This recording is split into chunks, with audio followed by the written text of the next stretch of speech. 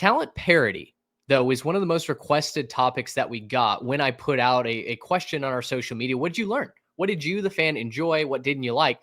And talent parity was one of the most requested topics. And so I think for me, the idea that talent disparity and parity in the game is alive and well. And I think we saw that in spades this year, right? I mean, Arizona State comes to the top of my mind where they're literally picked dead last in the Big 12. They go on to win the conference and go to the 12-team college football playoff. Ashton Genty stays at Boise State. He had double, even triple the NIL offers that he got at Boise State. He got a nice NIL package at Boise State. Don't believe that he just sat in Idaho and just played for the love of the game. That's not true at all.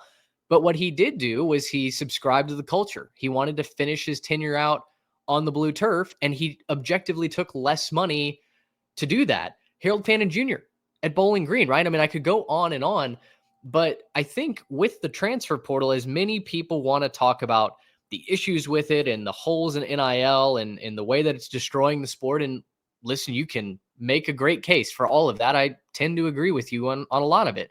But the idea that just these 4 or 5 teams are going to get all the infinity stones, right? Like a lot of people were saying when the portal came around for the first time, I think that has been proven to be null and void at this point, where we sit in January 24th, 2025.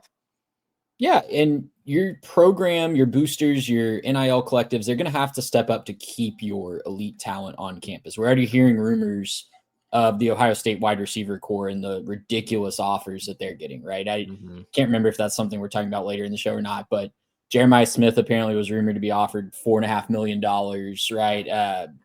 Carnell Tate, $1 million.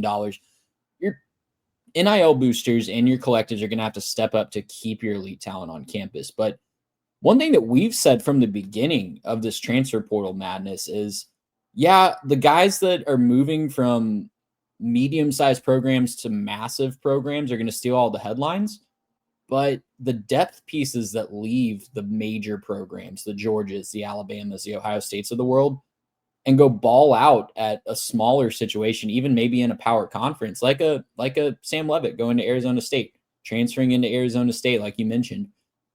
Those guys are not going to steal the headlines in the offseason, but they're going to steal the headlines during the season. They are going to be quality pieces that can lead to special seasons like we saw at Arizona State, like we saw with Indiana this year, building their roster through the transfer portal. You're going to see the other side of the spectrum where coaches just completely whiff on a transfer class. Mike Norvell at Florida State is a prime example of this. He rode a transfer class from a couple of years ago right to the verge of the college football playoff in an undefeated season in 2023.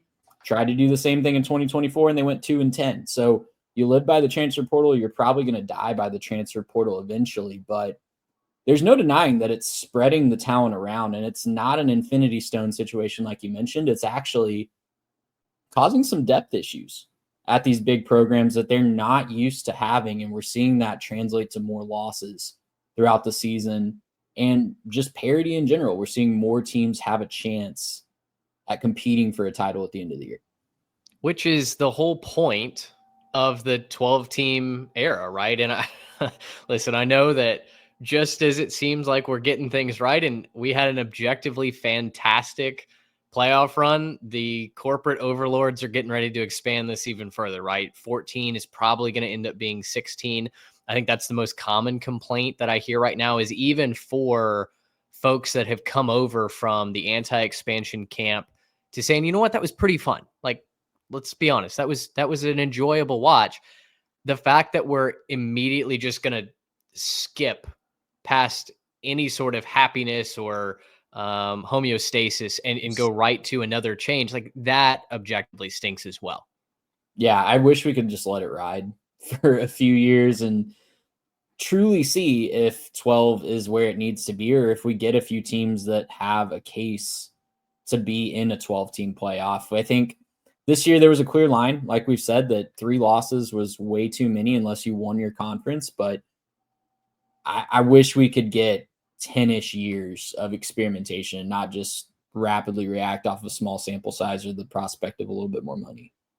Yeah, I agree. I think for the health of the game, if college football was truly about the things that we valued the most, right? The entertainment, the tradition, the pageantry, then we would be doing that. There's no doubt about it. There is no reason other than available dollars to go to a 14 or a 16 team, right? 12 really did feel like a solid number based off of just 1 year of data.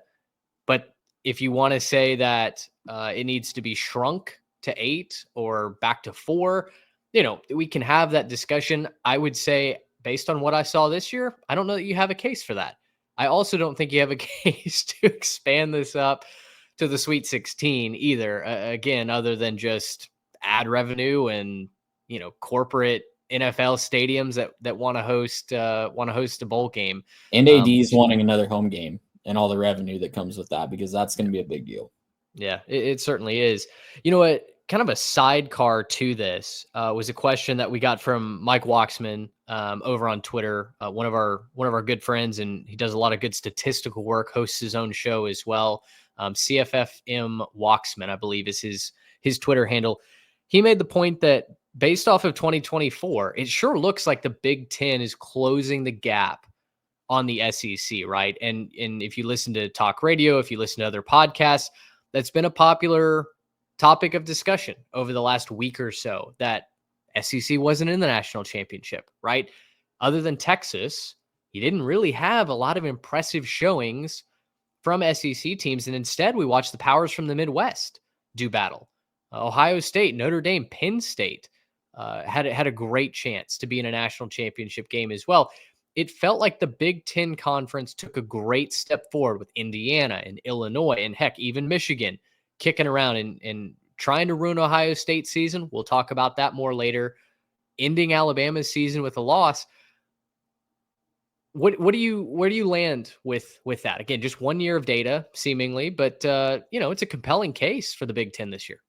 I do think they're closing the gap, and I think long term, I've said this on the podcast before, if I'm a free agent school, I would want to latch onto the Big Ten rather than the SEC if I had to choose one of those two today in January 2025. But I think the idea that the Big Ten top to bottom was better than the SEC this year is still off base. I think for the last 20 years, we've heard nothing but SEC dominance. They've won the most championships. They've had the highest NFL draft picks, best recruiting classes, all that jazz. It's mostly been Alabama and more recently Georgia carrying the national championship water for the whole conference. Yes, you've had the pop-up years of LSU, Auburn a couple times, Florida at the very beginning of that run, right? But it's mostly been Nick Saban and his disciple Kirby Smart kind of carrying water from a national championship standpoint. How many championships does the SEC actually win if Nick Saban made it in the NFL? Probably not as many. There's probably a lot more parity over the last 20 years. I don't think that's any breaking drastic news, right? So it was a big seismic shift when he left and retired at the end of last season. And when you talk about parity, the SEC from top to bottom has the most parity of any conference, maybe not named the Big 12. Quality parity, teams that can jump up and beat you any given week because they still have the most talented league from top to bottom on paper, and the most fan bases that are going to be rapidly invested in getting that talent. So in an era where fans kind of have control over player acquisition in a way that they, I guess, have had before through paper bags and Transams and whatever you want to call the old days, but in a way that that's all above board and a lot more fans can feel like they have buy into that, the SEC is going to lead the way in player acquisition from top to bottom. Obviously, the top of the Big Ten is going to be right there with every single school in the SEC. The Ohio States, Michigans, Penn States, a few USCs, maybe if they can get their act together, Oregons of the world, are going to be right there with everybody in the SEC. But if you want to compare down the line, I guess who was like 10th best in the SEC this year? You're probably talking about Florida,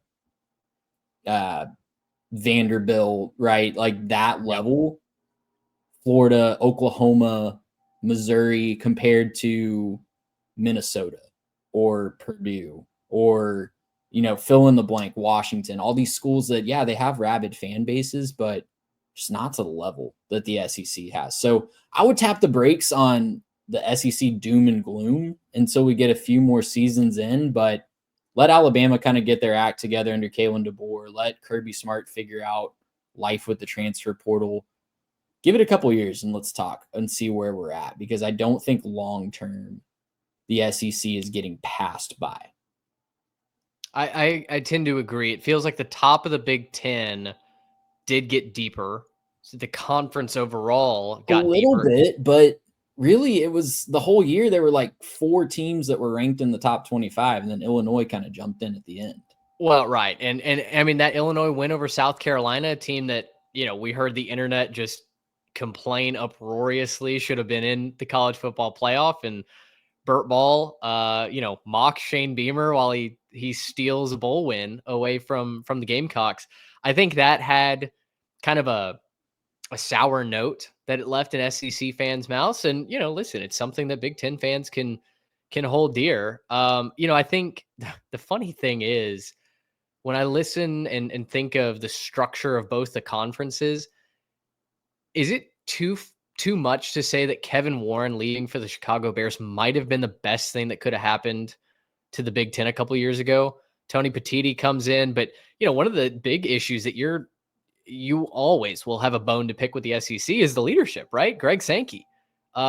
Sankey probably couldn't lead his way out of overrated leader in college athletics. Yeah, I mean, there's a lot that is running amok under his leadership, right? And listen, I don't know a ton about Tony Petitti, and it could just be all anecdotal, but it's easy to see things that go wrong in the Southeastern Conference and go, it's finally catching up to Greg Sankey, and think that maybe that window of opportunity is opening for other conferences like the Big Ten. So, interesting discussion. We'd love to know what you guys think as well. At 3Tech Pod, comment, subscribe. We'd love to hear from you on that. Gracious him! How about that?